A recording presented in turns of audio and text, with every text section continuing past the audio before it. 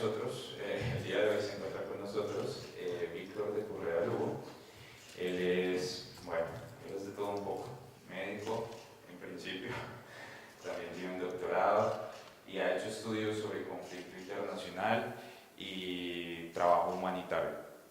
Él nos va a hablar hoy sobre cómo la fotografía se combina con la guerra, cómo un medio artístico puede llegar a tener una relación con algo como tan equidistante. Las preguntas las hacemos al final. Bienvenido Víctor, muchas gracias. Bueno, muchas gracias Gustavo, muchas gracias a todas las personas que dicen que dijo Churchill, que realmente la dijo Napoleón, que no, la verdad la dijo Esquilo, aquella que la guerra, la verdad es la primera baja de la guerra, pero más allá de eso es porque la naturaleza humana se enfrenta a unos discursos en los que termina por autoconvencerse y ahí hay un temor desde la fotografía y desde el periodismo, y es si aquello que yo voy a decir, ya sea en texto escrito o sea en periodismo gráfico, termine alimentando las mentiras. Pero la otra opción es el silencio, es lo complejo, ¿no? O sea, decimos algo con lo poco que sabemos, nos quedamos callados hasta que hagamos una tesis doctoral en 50 años y tengamos la verdad revelada, o nos aventuramos a dar algunas ideas, y eso es más o menos uno de los problemas. Yo, bueno, soy médico, he hecho muchas cosas, una de ellas fue trabajar como trabajador humanitario en varias guerras, y últimamente me he dedicado a la reportería escrita y fotográfica de conflictos armados. Y por eso acepté la invitación de venir a decir, a ver, pero más era como para charlar con ustedes, a ver qué cosas se nos ocurren, intercambiar cosas. Lo primero es esto, ¿no? ¿Cómo me acerco yo? A partir de unos rostros. Y mi gran preocupación en uno de los primeros conflictos armados donde estuve metido, bueno, primero estuve en Palestina, de ahí no tengo mucho trabajo fotográfico porque viene otro plan, ni en Sahara Occidental, ni en Darfur, pero tengo algunas cosas, esto es de la frontera entre Somalia y Etiopía, y era cómo cerrar el ángulo. A mí me preocupaba mucho eso. ¿Por qué? Porque como que lo ideal es mostrar el contexto. Yo creo que el contexto ya lo suponemos, y me preocupaba era la cara de la gente. Entonces era coger una cámara y empezar a hacer clic y de pronto descubrir que ese clic pues podía producir muchas cosas. Voy a decir algunas tonterías en un acto de sinceridad, como por ejemplo el descubrir que la foto un segundo después no tiene nada que ver con la misma foto de un segundo antes. La cara cambia brutalmente. O sea, un edificio está ahí y uno le toma 30 fotos, más o menos se mantiene, pero eso de las caras es una cosa absolutamente mágica. Entonces me centré mucho en las caras, y estos son algunos de los trabajos. Esta fue la primera foto que, digamos, hice con sentido de lo que estaba haciendo, con conciencia de lo que estaba haciendo, y era una niña en un campo de refugiados en la frontera entre Somalia y Etiopía, y el afán era dar cuenta de esas caras, pero además, aparte de dar cuenta de esas caras, no había que hacer mucho esfuerzo, porque ustedes pueden ver, son absolutamente bellas las personas, los tonos son absolutamente bellos, ya se imaginaron ustedes la luz del desierto, pues es que ahí digamos que la magia sería equivocarse, ¿no? Hacer una mala foto, casi que eso sería lo mágico, ¿no? Y era descubrir esas fotos. Pero además hay una razón política de estas fotos, y es que en ese momento el gobierno etíope dijo: aquí no hay desplazados ni refugiados de Somalia, y tocó hacer todo esto, más un censo, más otra cantidad de cosas, para mandárselo a Addis Abeba, y que Addis Abeba, la Unión Africana, la usara como herramienta para presionar al gobierno etíope, y al final aceptaran que habían desplazados y refugiados, porque si no los aceptaban no nos dejaban atenderlos. Entonces teníamos un campo de 14.000 personas, y nos llegaron en 3 días, había que atenderlos, y luego nos decía: no los autorizo que muevan un solo camión para llevar agua potable o llevar comida o llevar alguna cosa, simple y llanamente porque allá no hay gente. Entonces, no solamente es un problema de la estética, es como la foto logra ayudar a una causa. Ahora, ahí podríamos entrarnos en toda la discusión sobre si el arte está al servicio de, o el arte vale per se. Lo siento, en ese momento, con ese calor, no hay tiempo a hacer esa reflexión, ¿sí? Y suena a pragmatismo, lo que me quieran, de lo que se me quieran acusar, pero quiero decir que ahí la estética y la ética confluyeron. Confluyó una propuesta estética, pero confluyó una propuesta ética que era darle cara a las víctimas para que esas víctimas pudieran recibir ayuda, una cosa concreta. Ahora, eso nos mete en un universo de discurso y es, ¿qué es lo que se entiende por cubrir una guerra?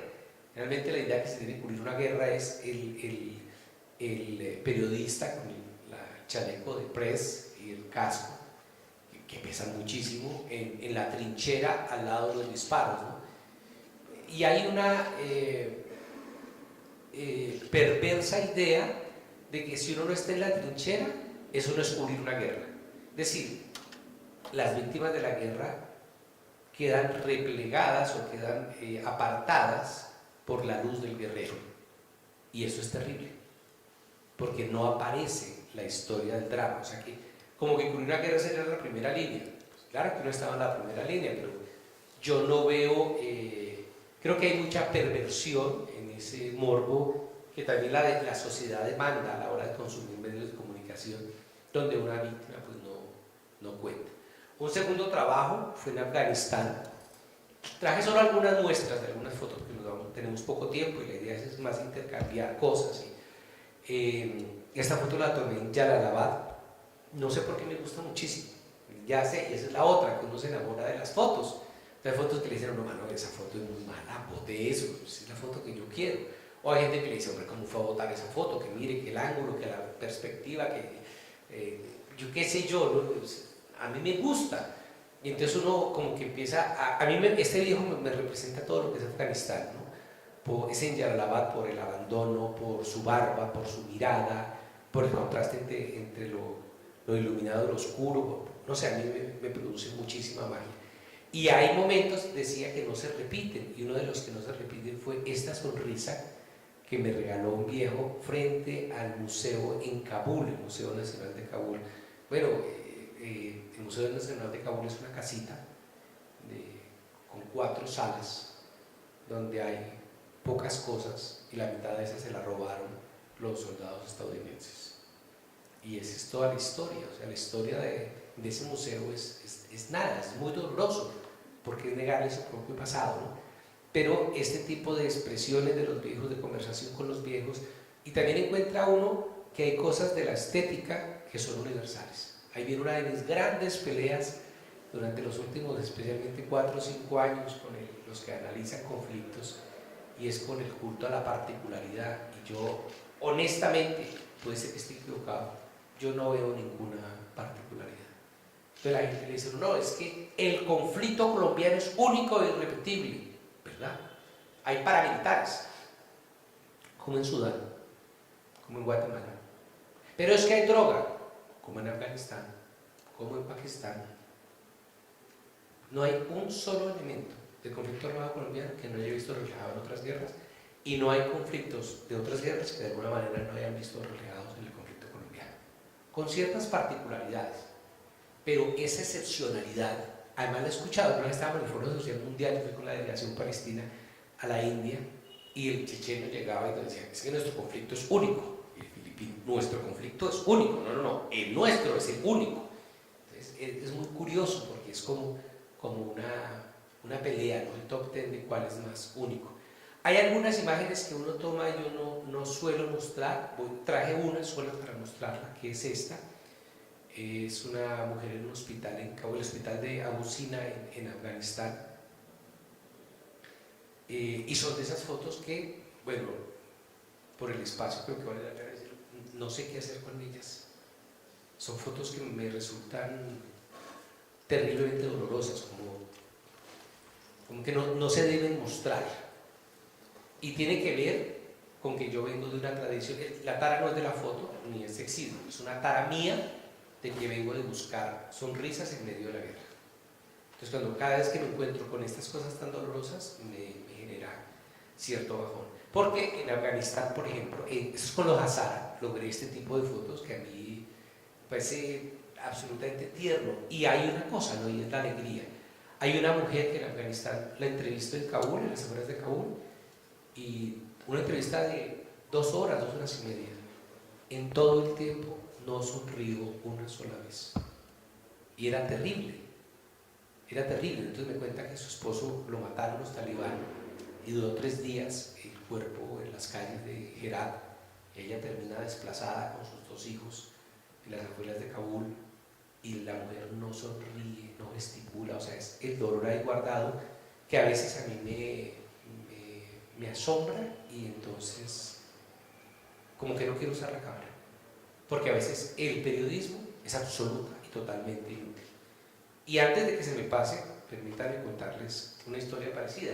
Estaba en Irak, en una zona que se llama Sinjar, en la frontera entre Irak y Siria. Esto hace uno siempre ya no sabe contar, la pandemia aparece ahí como 3 años, así hace como 3 años, y entonces entrevisté a las víctimas del genocidio de Sinjar. Son una comunidad pequeña que se llama el Alzheimer. Lo curioso es que esta comunidad fueron perseguidos por el Estado Islámico de una manera brutal. Brutal es asesinar a los hombres, vender a las mujeres desnudas en un mercado público. O sea, unas cosas brutales. Recuerdo que en ese momento hasta Obama habló de un genocidio, la ONU habló de un genocidio, todo el mundo habló del genocidio de los yazidíes, ya recordé, los yazidíes, y se hace toda esa bulla. Fue la última pregunta que entrevisto a las víctimas de ese genocidio de los sobrevivientes, y la última pregunta que le hago es, bueno, yo recuerdo que hubo un escándalo mundial y The Guardian y Le Monde Diplomatique y Washington Post y todo el mundo habló del genocidio terrible. ¿En qué cambió en la cotidianidad de ustedes cuando todo el mundo a través de los medios de comunicación hicieron un semejante escándalo? Y él se queda mirándome y me dice, absolutamente nada. Entonces uno dice, ¿para qué estoy escribiendo yo? Afortunadamente, digo, fue la última pregunta, porque ahí no pude, me bloqueé, y le di las gracias, y era concluida la entrevista, no había absolutamente nada más que hacer. Pero bueno, luego de Afganistán, un trabajo antes de Afganistán, fue el trabajo de descubrir lo árabe. Volví a jugar con los rostros, porque además nosotros tenemos rostros árabes, absolutamente árabes. Yo pasaba por local en Túnez, en Líbano, en Egipto, en Jordania, no tengo ningún problema con eso, y me encontré con caras como estas, ¿no? Este es un beduino en el desierto de las afueras del Cairo, y entonces, ¿qué es aquello de lo árabe? Porque leía yo, ¿cómo entendemos lo árabe? Entonces, dicen los académicos que lo árabe es los que hablan árabe, viven en un país árabe y o se identifican como árabe. Pues eso y nada de lo mismo, ¿no? Pero que quede en el aire, ¿no? ¿Qué es eso de lo árabe? Y pues eso es una cosa profundamente mágica. Yo la conocí con mucho menos magia, que fue esto, las revueltas árabes, y ver aquello. Y aquí ya nos empezamos a encontrar con un problema, y es cómo acompaña a uno toda esta mirada estética que puede darle las guerras, las protestas y los movimientos sociales y los conflictos en general sociales y armados, y la realidad de lo que se vive. Entonces, miles de personas en las calles, cientos de miles, de una cosa brutal. Egipto, el Cairo, durante las protestas del mundo árabe, fue una experiencia absolutamente conmovedora, ¿no? El ver cómo la gente se vuelca a la calle, cómo dice cosas y cómo se apropia de los celulares. Y empiezan a mandar fotos. Acuérdense que todavía el teléfono inteligente no es tan masivo como hoy, estoy hablando de hace 11 años, pero además se vuelve todo un uso de recursos para transmitir, y la imagen aparece ahí. La imagen de la bandera, por ejemplo, la que tiene pintada el niño en la cara, pero mucha gente se pinta y la imagen empieza a ser una cosa importante. La imagen aparece ahí y la imagen ante el mundo. Aquí hay otra imagen de lo árabe. Este es un niño palestino, nieto e hijo de refugiados palestinos en el sur del Líbano. En el sur del Líbano no, pero en el sur de Beirut, en los campos de refugiados de Sabra y Shatila, donde hubo un genocidio en el año 82, 3.500 muertos. Entonces ir allí, ver la historia, y es muy difícil porque uno no logra captar cómo ese niño se le ha negado un mundo. Doy otro ejemplo, estando en las afueras de Ramallah, en Palestina, un muchacho de 12 años me decía, yo no conozco el mar, vivo a 25 minutos del mar Mediterráneo, a 20 minutos del mar Muerto y a 2 horas del mar Rojo, y yo no conozco el mar. Entonces hay unas cosas, pero ¿cómo decir eso en palabras? Pues no se puede, lo he intentado, pero lo que hay detrás de eso no se transmite, y las fotos tampoco. ¿Qué quiero decir con eso? Que las propuestas del periodismo, tanto escrito como gráfico, tienen un límite, y ese límite es una de las cosas contra que a veces luchamos. Y por supuesto la idea más árabe es cuando nos juntamos con el Islam, aunque eso no es cierto que todo el Islam sea, todos los musulmanes sean árabes, que todos los árabes sean musulmanes, ni mucho menos que todos sean terroristas, pero empiezan a encontrarse también con la magia de descubrir otras cosas, ¿no? El poeta Borges dice en uno de sus versos, la luna ignora que es tranquila y clara y ni siquiera sabe qué es la luna, la arena que es la arena, no hay una sola cosa que sepa que su forma es rara. Y es cierto, para ellos esto no es raro, para ellos es raro ver a alguien rezando un domingo en una iglesia, por decirlo de alguna manera. Entonces también es como que la estética lo obliga a uno y la cámara a registrar otras cosas, y hay una cosa mágica, y es que como extranjeros podemos ver cosas que ellos no ven. De la misma manera que si viene aquí un sueco a tomar fotos, va a haber cosas que nosotros no vemos. ¿Por qué? Porque no, porque las hemos incorporado por la razón que sea, ¿no? Y tal vez también aquí vuelve el problema de la alegría y de los contextos. En esta foto que me parece, la cara del Señor me produjo una terrible ternura verlo, hablar con Él, sentirlo cerca, y yo creo que es otra cosa que hay que hacer, ¿no? El compartir la foto con los protagonistas, mostrar la foto, pedir el permiso del caso, las veces que se puede hacer, a veces no se puede hacer, pero en general como gozarse eso. ¿Que eso aparece en la foto? No, es posible que no aparezca. Que eso lo sepa alguien que ve la foto, es posible que no, pero digamos que hay como un placer oculto en la fotografía. Y luego entonces decidí dar un salto, que es sacar, porque fue como una obsesión de fotos, de rostros. De hecho, uno de mis libros de hace un par de años se llama Rostros y Rastros, y son fotos de habitantes de calle, habitantes de calle, negritudes, campesinado, indígenas y negritudes, ya les dije. Bueno, son 5 grupos, y fue muy interesante como escoger las fotos de esas personas y empaquetarlas, ¿no? Creo que esa es en última la colonialidad que tenemos. Esta es una foto que yo quiero mucho, porque además encontramos con que aquí el rostro cubierto es el rostro que denuncia. Es decir, la máscara es la denuncia, lo que se borra es lo que se muestra, y es cómo se apropiaron de la V de Vendetta. La V de Vendetta es una figura que recorre las revueltas árabes por completo. Como ustedes vieron la película esta de los Juegos de Hambre, que ellos tienen como un símbolo con los 3 dedos. Bueno, ese símbolo de los 3 dedos está prohibido en Tailandia, porque las marchas en Tailandia utilizaban ese símbolo. Entonces es muy curioso cómo la gente se apropia de cosas del cine para finalmente ponerlas al servicio de una bandera o de una causa. Y estas son las fotos que uno se encuentra en la vida, ¿no? Que el mérito no es de uno, es como una coincidencia entre tener la cámara lista, que alguien haga algo y que uno pueda hacer clic. Y hay otras que, digamos, no son grandes fotos, pero que esta foto yo le tengo un cariño especial, simplemente porque es el momento. Bueno, no quiero alargarlo, pero Egipto es un país que nunca ha tenido unas elecciones.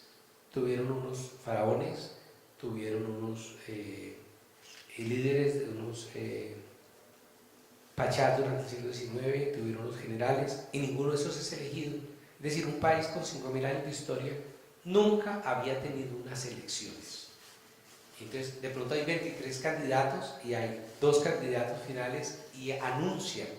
Yo recuerdo la Plaza Tahrir repleta de gente a reventar aquello, y dicen, bueno, vamos a anunciar quién es el ganador, y entonces empiezan a decir una cosa y 20 minutos, el silencio es brutal, y este es el momento en que anuncian que el ganador fue Mohamed Morsi. El que está levantando los brazos es Hassan, que me estaba ayudando en la traducción, la gente abrazándose, al fondo alcanzan a ver a un señor llorando, rezando, perdón, y es absolutamente, ya sé, la foto es mala, ya lo sé, sí, no es un debate estético, es esa foto que uno la tiene porque le dice, ahí ya uno se puede morir, uno ya vio parte de la historia que uno quería ver. Y por supuesto este tipo de cosas del contexto, y es las banderas, las manos, los símbolos, porque uno empieza, digamos, a abrir el foco de alguna manera. Y hay cosas curiosas que uno se encuentra, como esta foto. Si reparan bien, esa niña está flotando en el aire, los dos piecitos están en el aire en el momento de la foto. De hecho, he tenido la coincidencia de, llevo como unas 8 o 10 fotos de lo mismo, de cosas parecidas, en las que cuando tomo la foto, algunas las he hecho intencionalmente, pero es encontrar eso. Y estas son las trincheras cuando el golpe militar, a un año del golpe militar, o sea, Mohamed Morsi, la foto anterior, gana, y al año siguiente hay un golpe militar. Y se encuentra uno con ese tipo de cosas, ¿no? Con las trincheras, con las masacres, con la guerra. Esto fue una foto de, bueno, ¿por qué no ver de otra manera? Y parte de ver de otra manera es desde el 5.º piso del edificio donde estaba y ver la gente, los hermanos musulmanes, esperando en mitad de las revueltas árabes. Y pues yo digo que otra de las cosas que uno tiene que hacer en fotografía es buscar otras perspectivas, a ver cómo cuentan lo mismo de siempre. Alguien decía que la poesía, los poetas siempre dicen lo mismo, el problema es el cómo, ¿no? Es decirlo de una manera diferente, pero no es el qué, el amor, la muerte, la vida, eso ya está dicho, sino el cómo.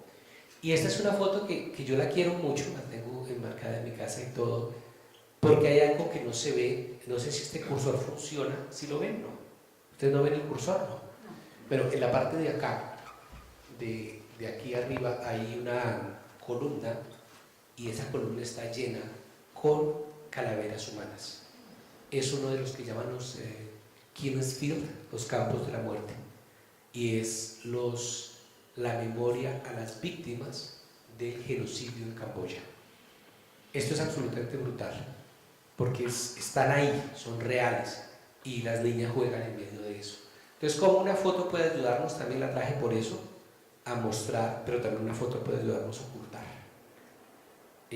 Lo más doloroso fue entrevistando a uno de los viejos sobrevivientes del genocidio, y me decía casi llorando, a mí lo que más me duele es que mis nietos no me creen.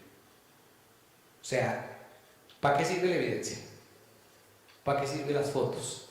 ¿Para qué sirven los libros? ¿Para qué sirven los testimonios?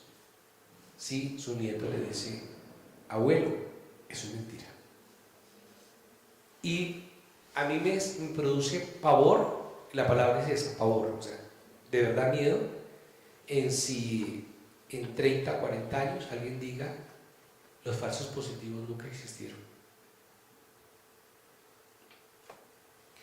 Bueno, otra parte de cuando uno abre es esto.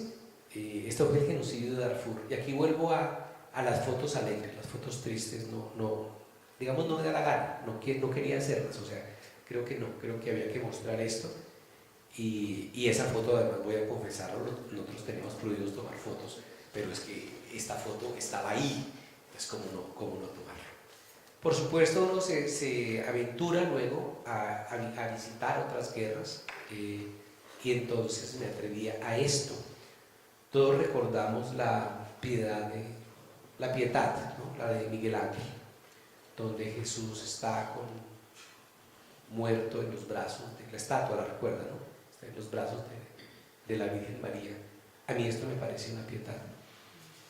Y me parece una piedad además porque había mucho de piedra en la cara de ella, de acercarse, tratar de hablar con ella, y digamos que parecía una estatua. Claro, en la foto no se refleja aquello, pero el cuento que era eso, ¿no? Como el drama de una piedad absolutamente, una mujer ahí. Y entonces la pregunta es, ¿dónde es esta foto? Esta foto es en Katmandú, en Nepal, después de una muy grande y dolorosa guerra, después de un complicado y burocrático proceso de paz, después de unas elecciones que llevaron al triunfo a los exguerrilleros, después de un proceso de una amenaza de una reforma constitucional, pero que a esta mujer eso no le toca absolutamente para nada. La pregunta entonces no es si la guerra es cubrir al soldado nepalí dando tiros, o la firma del proceso de paz, o la tapa de la nueva constitución, sino esto que representa a la gente de a pie, y y lo que yo siento es que no representa nada. Por supuesto, volver a Afganistán. Estos son dos niños Hazara de una de las comunidades en las afueras, y pues yo creo que con esta foto ya uno deduce claramente que la idea aquella del Estado Social de Derecho pues simplemente no existe. La foto la tomé en el mercado en Kabul y son las mujeres con burka. La palabra burka es curioso porque allí nadie dice burka, dice chaderí, pero bueno, por fuera la conocemos como burka, es una palabra masculina, es el burka. Y además es curioso porque en este momento no están los talibán, esto fue en el tránsito, y aún así se seguía usando. Ahora vuelven los talibán y digamos hay otra serie de fotos que tengo sobre burkas y es como el dolor de... porque allá, o sea, yo creo que ya ahí no hay posibilidad alguna, por lo menos para mí, de matizar la vergüenza del burka. O sea, creo que hay cosas que podemos discutir desde la cultura, la religión, lo que uno quiera, pero para mí esto es brutal, es brutal. Entonces hay mujeres musulmanas que dicen yo quiero usar el chador, me parece muy bien, o vestirse como quieran, o las monjas, pero aquello es de una represión brutal, porque no es solo la exigencia de o biológicamente el daño que producen los ojos, porque está documentado, sino además su negación como persona. Si la foto muestra una sombra de algo que no existe y que está vestida de azul. Entonces ya empieza uno como algunas, esto fue con los, y en la portada de mi último libro además, con los talibanes en las afueras de Kabul, poco amigos de las fotos por supuesto, y pues uno a veces como que mejor no, o sea, tampoco iba en plan de hacerles, mi objetivo no eran ellos sino las víctimas. Ahora, hablando de las víctimas, este viejo es del Centro de Víctimas de Guerra de Kabul, y es, a mí que me sorprendió de hablar de las víctimas en Kabul, lejos de mí defender a Estados Unidos, pero era curioso cómo para todos el responsable de su daño físico, mental o desplazamiento eran los Estados Unidos. Tú no puedes decir, hombre, pero de pronto la bomba la puso los de Al Qaeda o los del Estado Islámico que ya están allí haciendo presencia, o el ejército de Alemania, perdón, de Francia o de Inglaterra, o lo pusieron de pronto los mismos talibán. No, son los Estados Unidos. O sea, pero además tienen razón, en el sentido de que sea por opción o por omisión, hay una responsabilidad de Estados Unidos. El problema grave que tenemos que entender es cómo el por qué nos odian no es gratuito. Recuerdo que John Carlin, creo que fue el que sacó una columna preciosa el 11 de septiembre del 2001 en la noche, respondiendo con ese título, ¿por qué nos odian? Y es en últimas la infamia que ha cometido Estados Unidos, un odio que ha ido coleccionando a lo largo de los años. Y bueno, esta mirada, esta mujer me regaló la foto, yo le mostré la cámara, le pedí permiso, pero a mí me gusta es por el nivel de desafío, primero porque no lleva burka, eso es en el mercado de Kabul, y segundo porque era decir, tómame la foto. A mí me estaba regalando la foto y me parece que eso es otra forma pues de recoger un poco lo que hay allí. Esta foto es en una zona en las afueras de Bagdad, en Irak. Es una zona que desde ese centro comercial o desde esa localidad hasta la capital era solo terrenos baldíos. Yo no sé ustedes qué tanto saben de la historia de Bogotá, yo me crié en Bosa y recuerdo que de Bosa hasta Venecia, recuerden que eso antes eran potreros y se llenaron, bueno es lo mismo, pero esta vez se llenaron fue de desplazados, de millones de desplazados, como 2 o 3 millones de desplazados que llegaron a ubicarse allí en el sur de Bagdad y terminaron por tapizar aquello, ¿no? Hay unas fotos que tomé de Ciudad Bolívar y hay unas fotos que tomé en Kabul en la zona de los desplazados.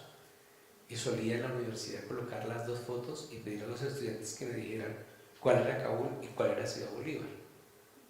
Y no hay posibilidad de reconocer la diferencia. De verdad que es muy, porque es eso finalmente, ¿no? Es gente viviendo en casitas de ladrillos y de tejas y de latas buscándose la vida a pesar del clima. Esta foto tiene una historia muy particular y es que es la calle Rashid. La calle Rashid en Bagdad es como decir la carrera séptima. O sea, estamos en la carrera más importante, en la calle más importante, más comercial, más lujosa de Bagdad después de la guerra. Y esto es lo que queda de ese daño. Yo creo que también uno de los retos es cómo acompañar a veces las fotos de texto y los textos de fotos, ¿no? Casi como que tengan que caminar uno apoyado del otro.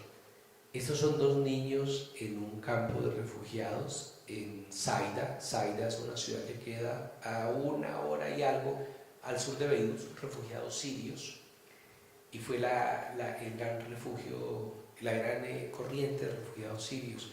Siria es un país que a mí me impactó mucho, donde además pues creo que las narrativas de la Guerra Fría siguen vigentes, y entonces los amigos y amigas de la izquierda, muchos me retiraron sus afectos porque yo no defendía a Bashar al-Assad. Si él habla mal de Estados Unidos, él es el bueno, y si él es el bueno usted tiene que tomar partido.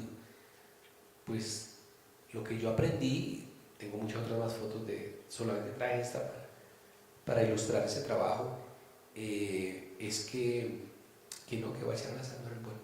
Bueno, los gringos tampoco, ¿no?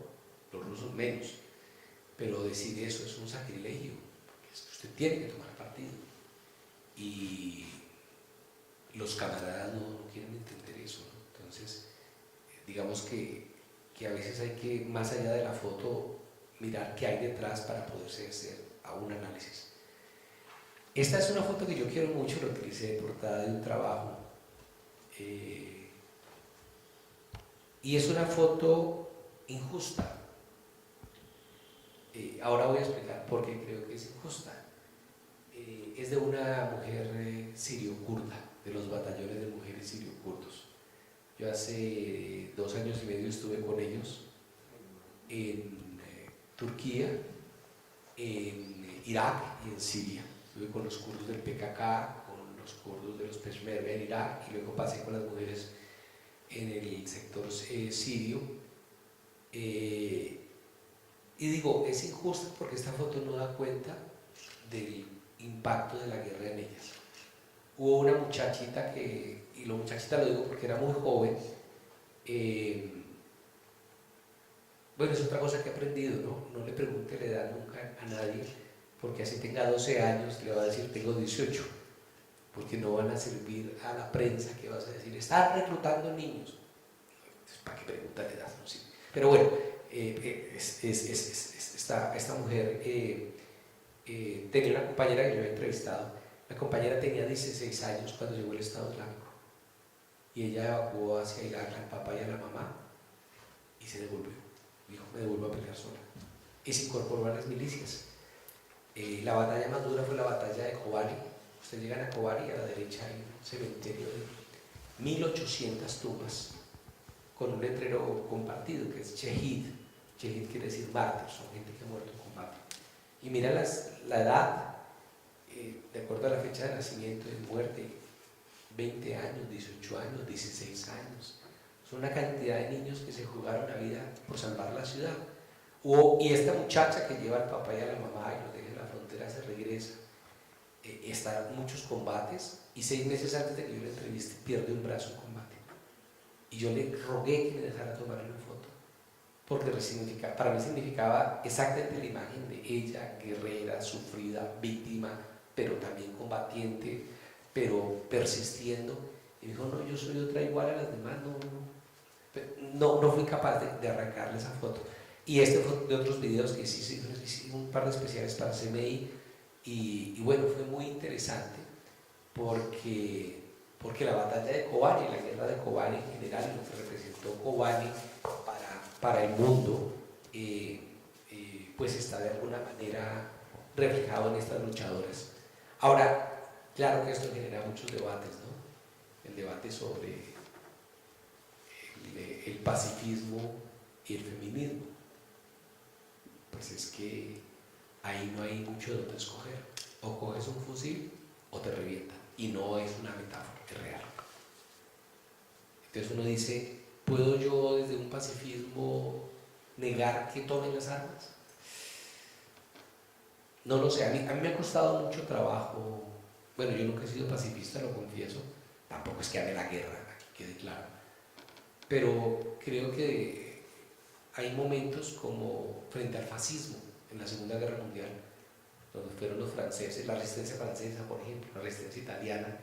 Entonces decirle a uno, no peleen contra Hitler, porque es muy complicado, realmente es muy complicado. Pero bueno, esta es una cosa dolorosa y es un niño jugando a la guerra en el norte de Irak. Pues es finalmente nuestros niños, ¿no? Nuestras niñas. Cuando van a jugar aquello que han visto, van a reproducir aquello que han visto. Y claro, esta fue otra que escogí pensando, esta es en Kobani. Kobani es una de las batallas más brutales, o sea, cuando a uno le cuentan Stalingrado o le cuentan el gueto de Varsovia, yo pienso en Kobani. Pues si no les molesta les cuento que allí llegué agotado, ya he entrevistado a mucha gente, como a las 9 de la noche, me dicen, tiene otro par de entrevistas, llegaron 2 personas, yo estaba muerto realmente. Y empezaron a contarme, eran 2 combatientes que sobrevivieron a la batalla de Kobani. Y uno de ellos llevaba un computador. A mí me llamó mucho la atención y empezó a contarme cómo Kobani es una ciudad sirio-kurda en el norte de Siria y la rodean los del Estado Islámico. Entonces ellos, para evadir el bloqueo, el embargo, le pagan a los árabes para que filtren o contrabandeen entre las ovejas, entre la granja de las ovejas, entren antibióticos y medicamentos. O sea, rompen el bloqueo a través de las ovejas, pero luego se va cerrando el círculo y les cortan el agua, y los kurdos lo que hacen es cavar pozos para sacar el agua. Yo tengo varias fotos de casas donde hay pozos y cogen agua subterránea, hasta que la taquilla es brutal. Lo que hacen con las mujeres no tiene nombre, a los hombres los destrozan. Es una cosa terrible, y al final la ciudad empieza a caer. Se calcula que cayó el 85% de gente en manos del Estado Islámico y quedaban 150 combatientes, entre hombres y mujeres de los kurdos. 2 de ellos son los 2 sobrevivientes que les cuento. Y entonces el tipo saca el computador para mostrarme las fotos y los videos donde todos ellos se cargan de explosivos y se empiezan a abrazar para despedirse, porque ya no hay nada que hacer. Y yo pensaba en eso, ¿no? En cómo la foto en ese momento, o el video en ese momento, es único. O sea, es brutalmente único, es irrepetible. Y en ese momento, el PKK, el Partido de los Trabajadores del Kurdistán, la guerrilla kurda, manda 150 combatientes. Más de 100 llegaron por parte de los Peshmerga, y Estados Unidos empezó a bombardear el Estado Islámico y recuperaron la ciudad. Una cosa maravillosa, absolutamente maravillosa. Que Estados Unidos, hombre, si Estados Unidos bombardea a Hitler, pues que lo haga. Así, no, espere, porque yo quiero ser puro. No, la cosa es de puro pragmatismo. Podemos después tener el debate político del caso. Y esta foto, ¿por qué la traigo? Porque es un hombre haciéndose una selfie en uno de los edificios de la batalla de Kobani. Y me parece muy curioso, pues, como hay un interiorizado tal que mientras para mí la foto está en el edificio, para él el edificio ya no cuenta. Y pensaba entonces en cómo para nosotros y nosotras muchas de las cosas que vivimos en Colombia, o en Caquetá, o en Catatumbo, o Cauca, de pronto ya no las vemos, están ahí, que tiene que venir alguien de afuera a mostrarlo. Esto no es un montaje, fue las cosas feas de Kobani. Y hay un niño que ustedes recuerdan,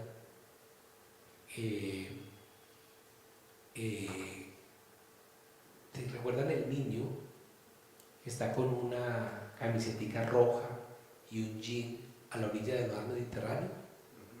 Bueno, ese niño es un kurdo de la ciudad de Kobani. Entonces yo pensé en él cuando tomé esta foto. Pero bueno, ahora, otra cosa, por supuesto hay elementos religiosos en la guerra, pero ni las guerras son religiosas, ni únicamente religiosas, ni únicamente culturales. Me parece que la academia ha hecho mucho daño en hacernos creer que todo es cultural. Por ejemplo, ahora que me decían en ucraniano, no, es que todo es entre rusoparlantes y ucranioparlantes. Yo iba llegando a Odessa, los primeros controles militares de los soldados ucranianos, íbamos en un bus unas 10 personas y nos esculcaron, revisaron todo, siga, y la mitad contestó Yaku, que es gracias en ucraniano, y la otra mitad dijo Spasiba, que es gracias en ruso, y seguimos como si nada. O sea, el 80% de la población de Odessa habla ruso. Pero la pregunta a mí es, ¿cuál es el afán de convencernos de que todo es un problema cultural? O cuando el conflicto palestino nos lo quieren presentar en clave musulmana y no es un conflicto religioso. No quieren explorar ciertas cosas, ¿no? El problema es la cultura. Entonces yo creo que hay un sobredimensionamiento de la cultura que uno dice, perdóneme, pero el viejo Marx, pues sí, ya murió, pero como que la economía también vale la pena echarle una mirada de vez en cuando. Por supuesto en lo religioso hay cosas bonitas que uno logra, como esto. Esta las voy a pasar un poco más.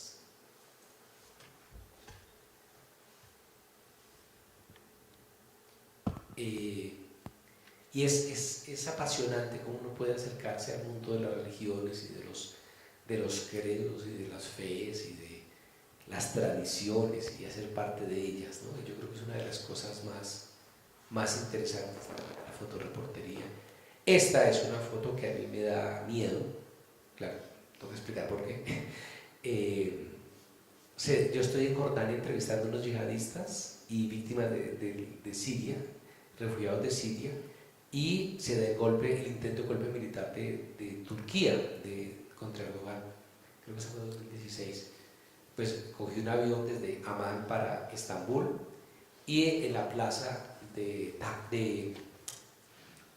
esa no es Taksim, ¿cómo se llama? Taksim, perdón, Taksim Square, había unas marchas apoyando al gobierno, a la democracia, en contra de los militares, de los golpistas.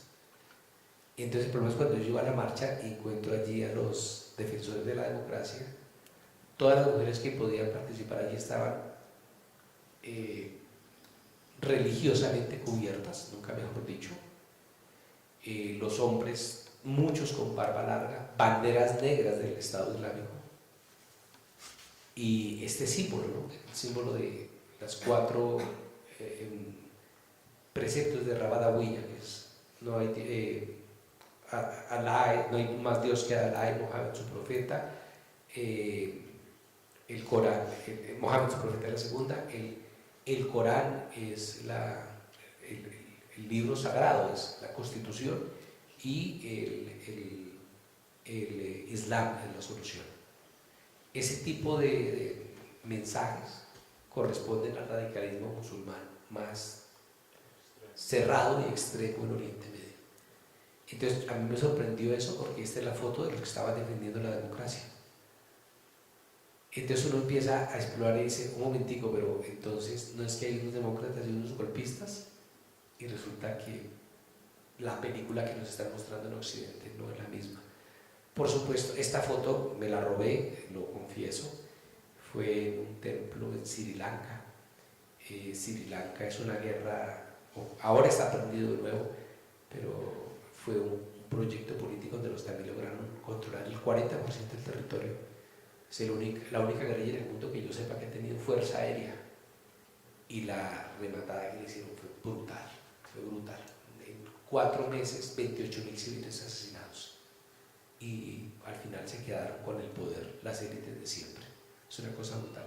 Por supuesto, la discusión sobre Palestina, esta foto la tomé en Túnez en una marcha contra Israel, y tiene que ver con todo el debate de la propuesta política que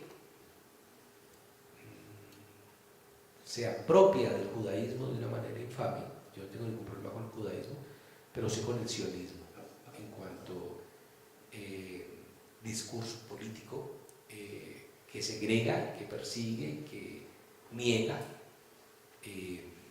a otras comunidades.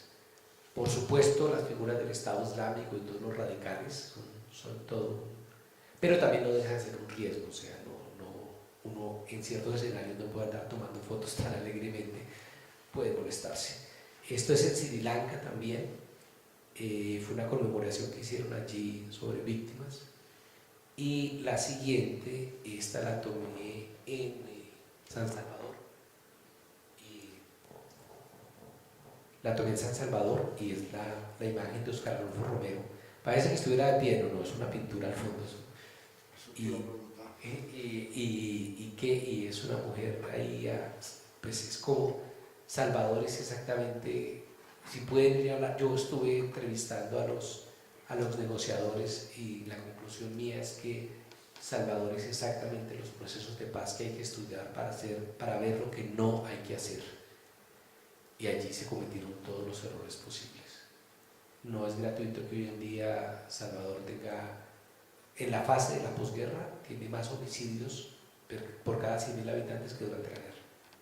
O tuvo más gente viviendo fuera de El Salvador en la posguerra que en la guerra. Bueno, voy a compartirles solo algunas otras imágenes, digamos, más cercanas que escogí y tiene que ver con el paro nuestro. Aquí, el paro nuestro de cada día, no voy sino simplemente a compartir algunas fotos que fueron tomadas en diferentes momentos del paro y que pues tratan de mostrar la realidad que ustedes conocen. Esta no es del paro, eso fue cuando el día de los CAI, ¿recuerdan? En 2020.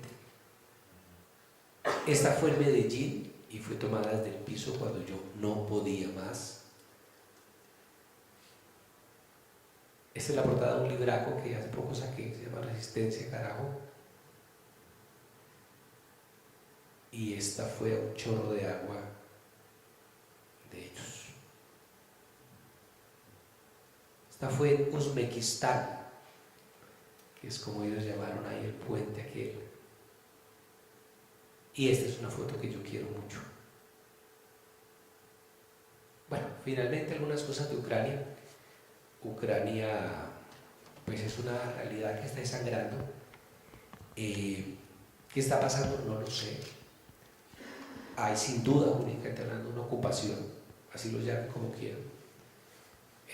Creo que la OTAN alimentó aquello de una manera brutal. Creo que el problema no es que haya neonazis, hasta en Colombia hay neonazis. El problema es que esos neonazis hacen parte de las estructuras del ejército y del Estado.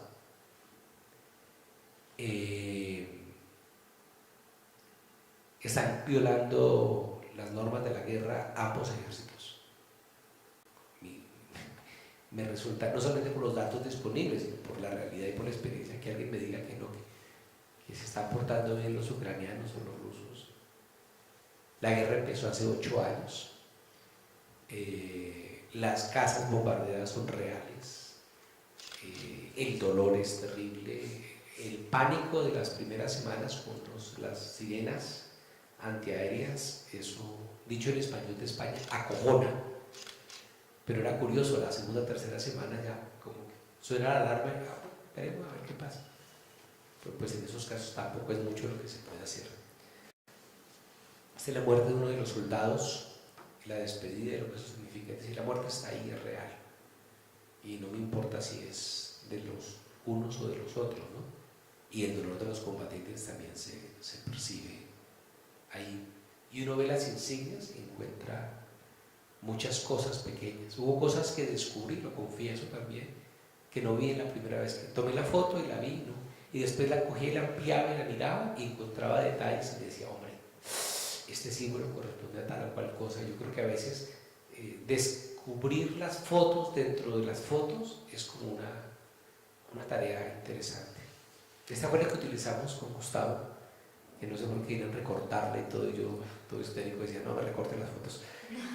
Y es curioso porque pues, lo que hay al frente, que ustedes alcanzan a ver, es un gran hueco donde había otro edificio y ya no existe.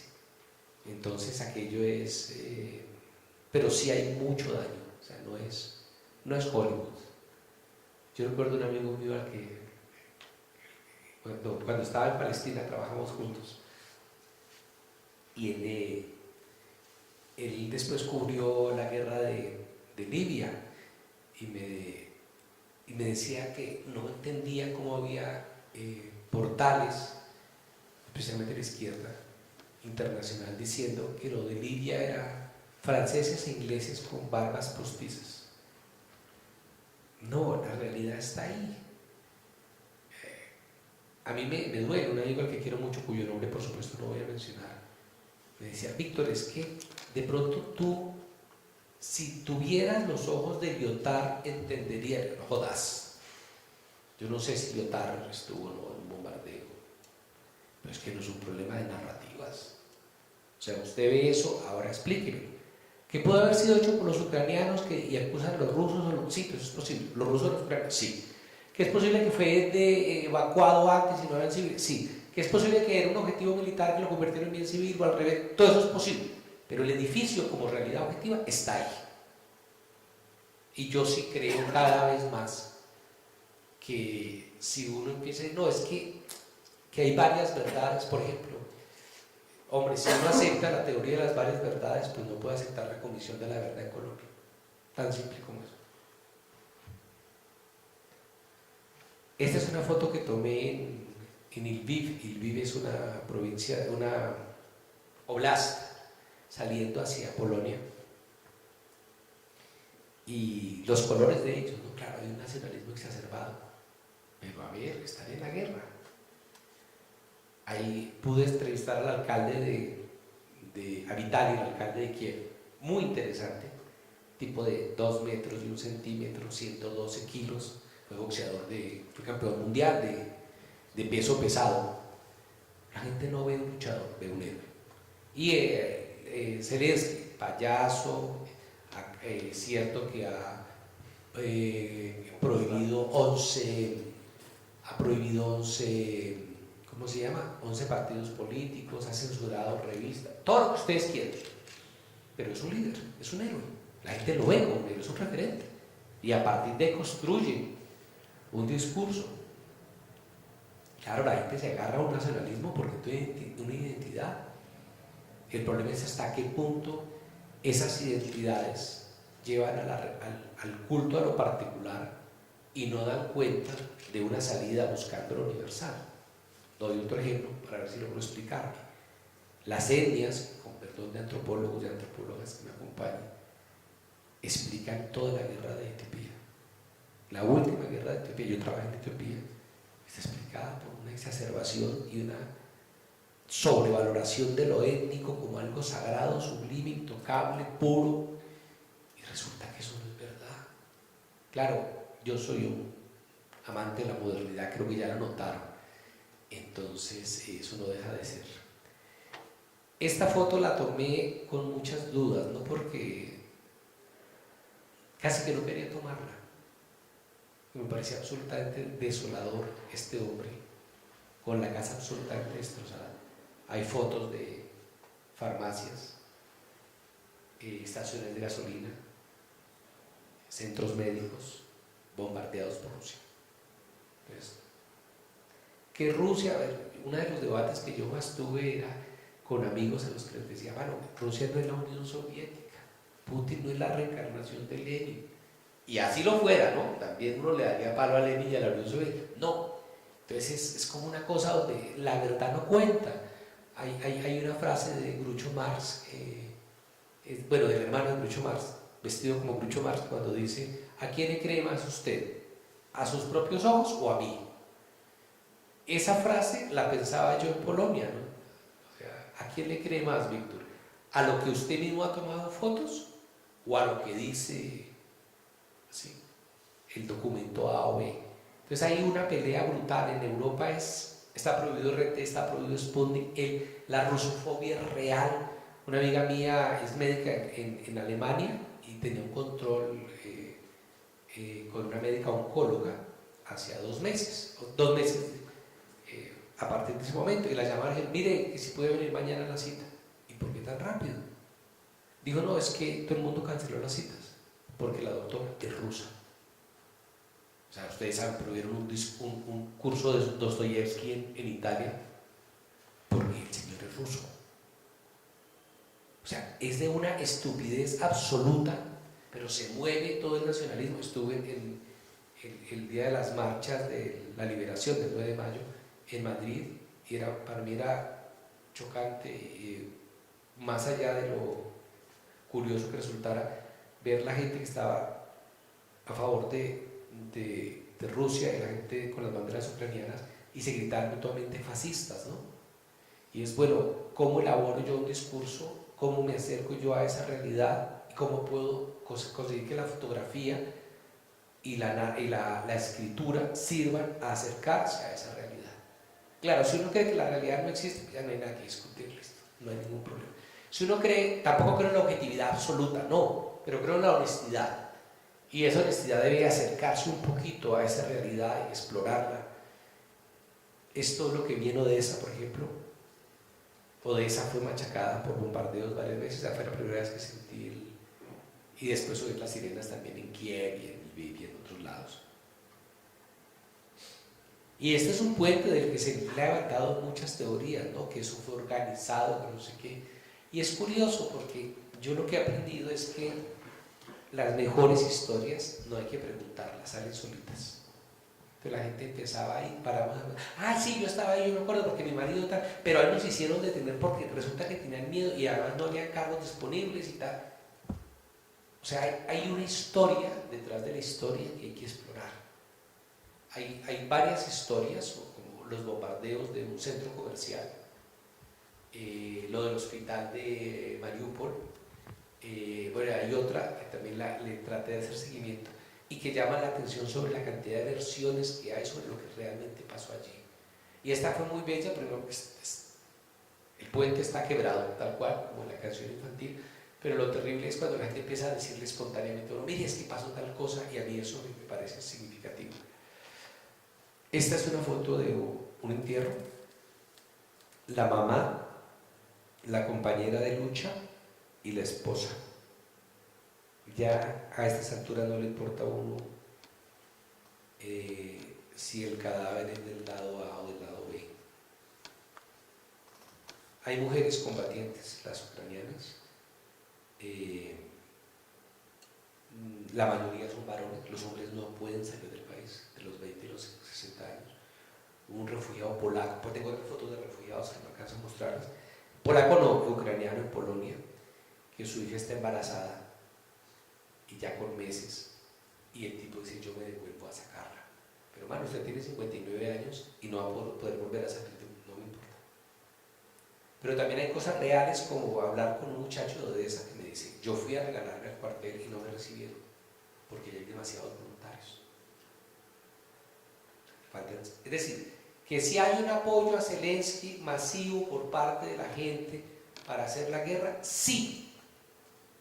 Ahora, con eso no se puede deducir que entonces Zelensky tiene razón. No, a ver, no, yo no he dicho eso. Hitler también tuvo acogida, aquí Uribe tuvo mucho respaldo. O sea, ese no puede ser argumento. Lo que no se puede negar es la realidad de que hay un apoyo nacionalista, un patriotismo exacerbado en la gente, ¿sí? Eso es. Como también hay grandes reportes serios. Yo voy a ver si en junio logro entrar por el lado de Moscú, que si Putin ganó favoritismo, sí, una favorabilidad brutal, sí. A partir de ahí podemos hacer el debate.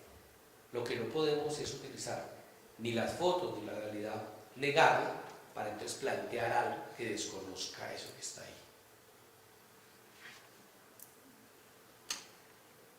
Esto es real, esto es en Irpin, Bucha, esto fue parte de los bombardeos, y esto fue Bucha, la famosa entrada de la columna de los tanques de guerra. Tengo algunas fotos, no las incluí, de los tanques de guerra, y aquello fue brutal, realmente el nivel de destrucción, es cierto, y de afectación a los bienes civiles. Después podemos discutir lo que uno quiera, pero me parece que el punto de partida, y es entonces, sin renunciar a la estética, cómo el periodismo se puede acercar a ese tipo de cosas que nos ayuden a la verdad. Algunas reflexiones finales para dar paso a preguntas breves. Esta es una combinación que yo quiero mucho. La niña es una refugiada siria en el sur de Turquía, en un pueblo que se llama, una ciudad que se llama Diyarbakir. Y el otro señor es un señor en Colombo, en Sri Lanka. Y son de mundos diferentes y me parece que están buscando lo mismo. A veces me parece que la universalidad es una cosa mucho más simple y mucho más tranquila que lo que dicen los autores. Dos fotos que no son mías, claro, no son mías. Esta foto, ustedes la recuerdan, ganó un Pulitzer. Al tipo se le fueron encima y lo acusaron de todo, de por qué no salvó a la niña, que por qué no le ayudó, que por qué no sé qué, y el tipo a los 8 días se suicidó. La verdad es que está en un campo de refugiados ya, y al lado del fotógrafo está el papá y la mamá. La niña no está abandonada, la niña no está a expensas del buitre. Entonces, toda la acusación que se hizo fue brutal y el tipo terminó suicidándose. Y la otra es esta foto, Mohamed Kurdi. Él es el niño de los muchos de Kobani que ahora intentan llegar por Bielorrusia y le cierran las fronteras en Polonia, pero en Ucrania, a los ucranianos reciben como de otra manera. Doy un ejemplo. Alemania hace unos 15 días desocupó 2 edificios de refugiados afganos para dárselos a refugiados ucranianos. La doble moral europea es brutal, vergonzosa. Pero igual lo que está haciendo Estados Unidos, lo que está haciendo, no sé si ustedes saben, Estados Unidos le sigue comprando petróleo a Rusia. Así de simple. Y lo que está haciendo Rusia es absolutamente infame. De hecho, mi última columna es, ya no me acuerdo el nombre, se llama Ayer pandemia, hoy guerra, mañana hambre. Se revisan todas las cifras serias sobre el impacto en la alimentación mundial que produce la guerra de Ucrania y Rusia. La cosa es para asustarse. El 30% del trigo a nivel mundial lo produce Ucrania y Rusia. Para usar una metáfora que a mí no me gustaría, pero bueno, voy a hacerla como metáfora, no como traducción lineal. Es como si vivimos en un barrio y los dos de los supermercados se agarran entre ellos y cierran el supermercado. Egipto, del que ya hablé, 80% del grano de Egipto viene de Ucrania, 70% del grano de Congo. Pero además Ucrania, Rusia, Bielorrusia son los países que alimentan Yemen, Afganistán, Siria y Líbano. Es decir, el problema es real. En Colombia se va a sentir sobre todo por el precio de los fertilizantes. Todos los insumos para producir soja están disparados en Argentina. En Alemania hace poco me contaban cómo el precio del pan ha subido de manera exorbitante. El aceite de girasol se ha triplicado el precio en España. Y esos son solo algunos indicios de lo que hay. Y es que el problema de la hambruna está ahí. Ahora, hablé con algunas organizaciones humanitarias y me decían, el problema es que, por un lado, atender una crisis humanitaria va a ser mucho más difícil porque el Programa Mundial de Alimentos puede comprar menos alimentos por disponibilidad, pero segundo, los compra a un precio más alto, y tercero, por el aumento de los precios del petróleo y del gas van a ser mucho más costosos su transporte. Pero además, por el impacto mundial va a haber más demanda de ayuda humanitaria. Es decir, el panorama realmente para países como Somalia, el Sahel sobre todo, ¿no? Toda la franja del Sahel, Chad, Níger, la parte de Nigeria, Mali, ahí tendremos sin duda una gran hambruna. Y hay una foto que yo quiero mucho, y ya sé que es de una arrogancia absoluta la comparación que voy a hacer, pero perdónenme, que es esta. La de allá de la famosa foto de la muchacha, y la otra es una que tomé también en Kabul, y no quise entrar en foco. El niño está dentro de un contenedor de basuras buscando comida, y son pues de la misma, son caucásicos, ambos de Kabul, bueno, por lo menos ambos de Afganistán. Yo sé la historia de ella en rigor, pero por lo menos ambos afganos. Yo no sé si cuando Gustavo me invitó a decir lo que acabé de decir. Yo no tengo nada más que contar, respondería algunas preguntas, pero también es como compartirles algunas de las angustias que tengo, y es como la imagen a veces se nos desdibuja. Mi web es esta y no sé si hay preguntas. Muchas gracias, Gustavo. Bueno, yo sí tengo una pregunta. Bueno, dos, realmente. No sé si tienen que usar esto para efectos de grabación.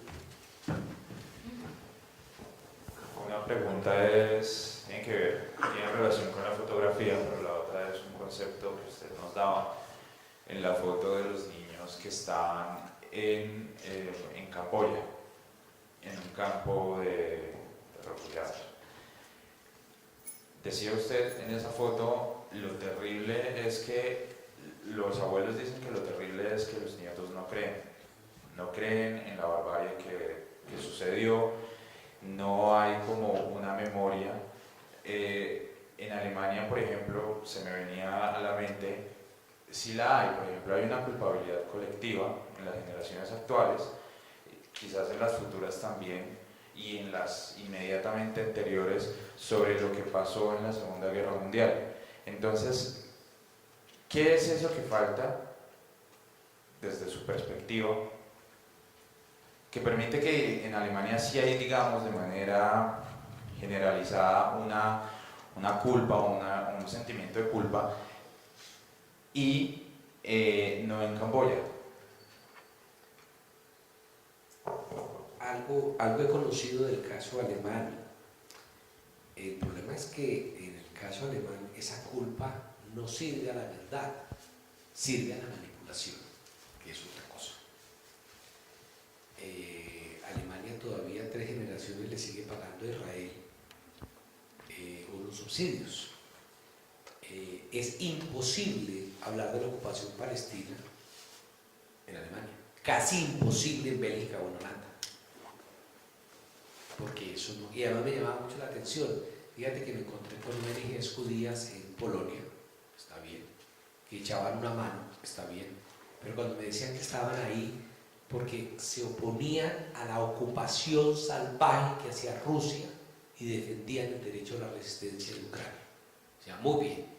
¿Y usted qué opina de la ocupación que hace Israel de Palestina? No, eso es diferente, porque han renunciado a cualquier universalidad.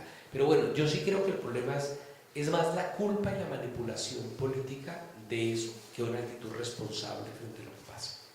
Entonces yo no creo que el problema se pueda resolver. Claro, es que los judeocristianos lo tenemos en las venas. Yo soy ateo, pero el pecado, la culpa me puede, ¿no? O sea, me quedé sin el Dios, pero con el castigo, que eso es como medio tonto, por lo menos medio irracional. Entonces yo creo que el problema grave es que la sociedad alemana está ahí, pero en términos de culpa y no de responsabilidad. Muchos alemanes con los que uno habla no asumen que ellos sabían de los campos nazis. No, nosotros no sabemos, hombre. Y entonces, de hecho, hay una tesis doctoral famosa llamada Los testigos, los verdugos voluntarios de Hitler, sacada a finales de los 90, que explora precisamente ese trabajo, y es como la sociedad alemana no quiso reconocer que eso está sucediendo.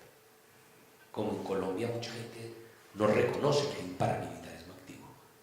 Están sucediendo cosas. No, eso no tiene que ver con eso. Entonces yo creo que tiene que ver más con un problema de la responsabilidad. ¿Sí? Y el problema no tiene que ver entonces con la evidencia. Y ahí es donde yo entro en angustia, pero angustia honesta, real, genuina. Y es, si eso no es una evidencia, entonces ¿qué es una evidencia? Si usted tiene ahí campos de la muerte de los Killsfield con calaveras y usted dice que no pasó nada, pues perdonen que utilice de nuevo el ejemplo de Palestina. En la Corte Internacional de Justicia hubo un debate sobre el muro que construyó Israel rodeando a Palestina. 730 kilómetros. De los 15 jueces, 14 votaron en contra y uno se abstuvo. Burgenthal, judío estadounidense, y él dice: lo que pasa es que no es suficiente evidencia. A ver, no jodas. O Si un muro de 780 kilómetros no es una evidencia, dígame qué es una evidencia. Yo no entiendo. Y yo creo que uno de los problemas más graves que hemos llegado es a eso. 6.402 muchachos asesinados no son evidencia. Miles de desplazados en Colombia no son evidencia. A mí, yo no puedo cuando alguien me dice que detesta las EPS, pero va a votar por Uribe. Digo, mano, si usted, el paseo de la muerte, las EPS no son evidencia, ¿qué es una evidencia? Y creo que en eso es un triunfo de la conjugación entre la premodernidad y la posmodernidad, donde se imponen las narrativas y los discursos, todo es relativo y no hay una realidad que se pueda examinar, todo es una narrativa y un discurso. Entonces uno dice, a ver, cuando yo muestro esto, no me digan que eso es una narrativa. A partir de ahí, ¿cómo hará? Pues, cuando yo como médico en la Ortúa veía ese desangre continuo de colombianos y colombianas, no jodas con que eso es un problema. Entonces la pregunta es, ¿cómo la fotografía pudiera ayudarnos, y perdónenme la redundancia, a evidenciar lo evidente para que la sociedad alemana se posicione frente al holocausto, no desde la culpa, sino desde la responsabilidad, para que la sociedad de Camboya lo asuma desde el reconocimiento y no desde el olvido? Y yo creo que eso es un reto brutal. ¿Cómo se resuelve? No sé. Si el problema es la especie humana, yo a eso estoy acercando, que no hay nada más que hacer. Pero yo creo que ese es el gran desafío. Y la segunda pregunta ya tiene que ver con la fotografía en sí. ¿Cuándo se da cuenta usted del resultado que va a obtener una imagen? ¿Al momento de capturarla o cuando ya usted la toma y dice, wow, esto que ha sucedido, esto que tengo en la cámara es único? No lo sé, creo que hay fotos que me ha regalado la vida, como por ejemplo, al puro comienzo yo les mostraba una foto de donde no hubo trabajo. Toca decir que sí hubo trabajo porque da pena, que es esta. Esa foto me la regaló la vida, fue estar ahí, hacer clic y salió. Recuerdo una foto absolutamente bella de una torre de vigilancia, un soldado de perfil kurdo, una bandera kurda, un atardecer precioso, y me quedé con la cámara mirando la foto. No la tomé, o sea, la tomé con los ojos, no la tomé, no fui capaz, me bloqueé. ¿Sí? Hay otras fotos en que uno ha trabajado y la trabaja y a veces da ese resultado. Casi que la primera, lo que para reconocerlo es que a veces he sentido y he llegado a la conclusión de que si uno toma 3 o 4 fotos siempre se queda con la primera. ¿Por qué? Porque me parece que la primera foto es más auténtica, más honesta, es clic. Si uno hace las otras hay como de apoyo, pero la inmensa mayoría de las fotos que he tomado han sido primeras fotos. ¿Sí? Ya después lo que pasa después, ¿no? Entonces, y ahí hay fotos que uno siente, claro, cuando la coloca en la computadora a veces se da cuenta que tomó una foto magnífica y en la cámara a uno le parece que eso es mal, o al revés, uno la ve y después se va. Pero yo creo que hay fotos donde uno siente como el placer. Ahora, debo reconocer que como en la escritura hay una inmensa, y lo reconozco públicamente, una inmensa cuota de egoísmo. Escribo para mí, tomo las fotos para mí y luego las comparto. Es decir, yo sí creo que si uno está tomando las fotos para el público, corre el riesgo de no decir al público lo que el público espera, pero además no darse gusto uno tampoco. Y eso me parece terrible. O sea, hay un placer estético también, góceselo. Y no esté tratando de darle gusto al público lo que el público quiera oír. Bueno, nadie le va a dar gusto a todo el público. Me parece que esa labor mercenaria no me interesa. Pero sí es como el placer cuando uno descubre el placer por ejemplo, esta foto, a mí esta foto me produjo un placer brutal. Esta por el contexto, que les decía, teníamos prohibido tomar fotos, y claro, suena mucho a picardía, ¿no? No es una foto que ofrezca. Esta foto para mí fue brutal. Yo la tomé, creo que tomé 2 o 3 después, pero me quedé con la primera, y era Yo vi ahí la piedad de Miguel Ángel, por supuesto no me quiero comparar con él, más allá de la silueta, digamos, de la imagen, ¿no? Hay fotos como estas que uno toma y a mí me enterneció hacer clic y ya bajar la cámara y como guardarla, como que había una intimidad y como una ternura en el aire que tiene que quedar ahí en la foto. Pero sí creo que es una cosa profundamente subjetiva. Y ahora, si las fotos de uno pues, no le gustan a alguien, pues es muy bien que no le gusten. El problema sería muy triste que yo diga, hombre, mis fotos no me gustan a mí. Eso sí me parecería como triste, ¿no? No sé si...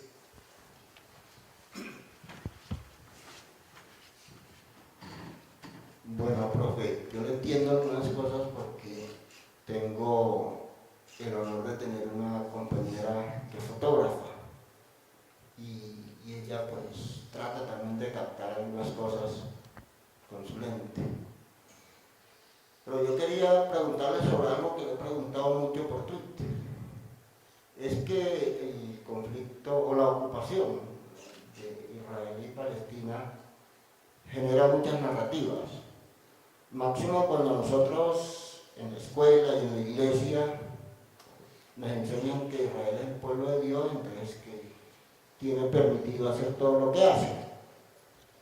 Tengo una familiar que es cristiana y un día me puse a mostrarle, pero mira, es que hicieron esto, y sí, pero Israel es el pueblo de Dios y contra Dios uno no puede ir en contra de él. Y cuando uno se pronuncia en contra de las atrocidades que Israel hace en Palestina, pero lo acusan de antisemita. Entonces yo quisiera que muy breve miráramos eso. ¿Qué es el antisemitismo y qué es el antisionismo? Bueno, ese es otro de los ejemplos donde las evidencias no sirven, ¿no? Hay un verso muy lindo en la Segunda Guerra Mundial y que es se me olvidó el poeta español, que dice, las palabras, Luis Cernuda, las palabras no sirven, tan solo son palabras.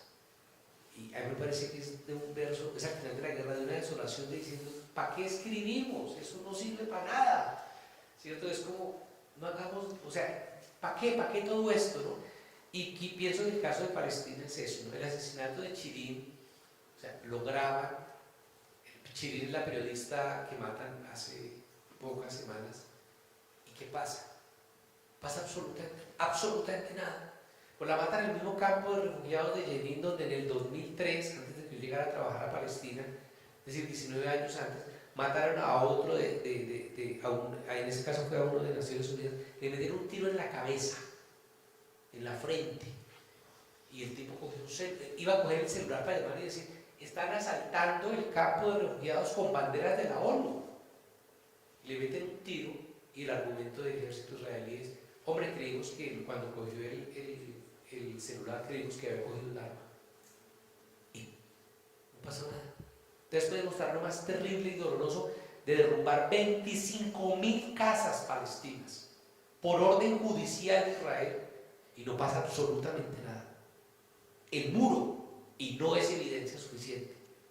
Claro, aquí viene un problema, es el problema de la narrativa, el problema de los semitas y de los sionistas. Los semitas pues, son los descendientes de Sem, si uno se atiene a la Biblia. Ahora, si nos atenemos a lo lingüístico, son las lenguas semitas, que son tres, por lo menos tres, ¿no? El hebreo, el arameo, la lengua de Jesús de Nazaret, pero el árabe. ¿Sí? Los palestinos son semitas porque hablan árabe, los sirios son semitas, los libaneses son semitas, los jordanos son semitas. Ser antisemita sería discriminar a alguien por cómo habla, por la lengua que habla, contrario a los derechos humanos. Ser antijudío sería perseguir a alguien por su religión, contrario a los derechos humanos. Otra cosa es ser sionista. El proyecto sionista es cómo entregarle, lo voy a decir de manera breve, pero no por ello inexacta, cómo entregarle el territorio de la histórica Palestina a Israel para que construya el Estado de Israel. Eso empezó en 1896, antes de la Segunda Guerra Mundial, antes de la solución final, antes de los campos nazis, antes de la Primera Guerra Mundial, 1896, se plantea la construcción de un Estado israelí solo para judíos. ¿Cuál es mi pelea? Que un Estado solo para judíos es un Estado confesional, por tanto es contrario a la democracia. Como se dice un Estado solo para evangélicos, un Estado solo para musulmanes, pues eso es una teocracia. Y desde los derechos humanos yo no creo en las teocracias. Pero además el sionismo luego se alimenta de dos argumentos que toma de la Biblia. Uno, somos el pueblo elegido. Y eso es incompatible con la idea del derecho a la igualdad. Pero pues Gustavo, los dos somos iguales, pero yo soy más igual que tú. Pero además tiene un problema y es de la tierra prometida. Yo no creo que las relaciones internacionales decentes nos podemos guiar ni por la Biblia, ni por el Corán, ni por la Torá, ni por ningún libro religioso, sino por las reglas de juego que se llaman derecho internacional. Entonces, cada vez que yo hablo mal de Israel cuando violan derechos humanos, o sea, yo soy antisionista, porque el sionismo es una forma de racismo, y eso sería lo correcto desde los derechos humanos. Me dicen antisemita, bueno, me dicen muchas otras cosas, pero una de ellas es antisemita. Y yo creo que con eso se han creado unas cosas que son profundamente peligrosas. Ahora, con un dogmático pues no se puede hablar, porque los fanáticos, los ismos, el fanatismo que nos puebla, pues, no hay posibilidad de interlocución válida. O sea, usted ya tiene la verdad revelada, pero además tiene el Dios. Yo hablo con amigos de diferentes religiones y lo que aparece en un meme lo utilizo, ¿no? Que es curioso, ¿no? De tantos dioses que hay en el mundo y libros sagrados, a usted le tocó preciso el Dios que es y el libro sagrado que es. Pues no hay ni siquiera una mirada ecuménica. No es Francisco I, por decir algo, es Ratzinger, lo que tenemos en las religiones. Ahí no hay posibilidad de discusión. Entonces, es un problema que sobrepasa, sobre todo cuando nos quieren hacer ver que es una guerra religiosa y no religiosa. Perdóneme que me extendí de eso, pero bueno. No sé si... Tenemos espacio para una pregunta más. ¿Alguien está interesado o tiene preguntas? Bueno, pues si no hay preguntas, yo aprovecho y solamente hago, como siempre, publicidad a mi página web. Ahí hay libros de descarga gratuita, como tiene que ser, además, como yo creo que tendría que ser todos los trabajos. Hay artículos, opiniones, hay fotos, hay de todo. Y trato de escribir de manera responsable lo que digo. Y bueno, la ventaja de ser freelance, de no pretender ser periodista independiente, es que uno puede decir lo que le da la gana. La desventaja es que le llueve piedra de todos lados. Oiga, gracias por venir. Muchas gracias. Bueno. Muy amable. Muchas gracias a quienes asistieron a este evento. Pueden seguir nuestra programación a través de nuestras redes sociales de la Facultad de Artes de la Universidad Nacional y la cuenta de Instagram del Ciclo de Conferencias de las Artes. Este video, esta conferencia estará próximamente en nuestro canal de YouTube y dentro de 15 días estaremos acá con el grupo de salsa del Conservatorio de la Universidad Nacional, el Combo Bueno.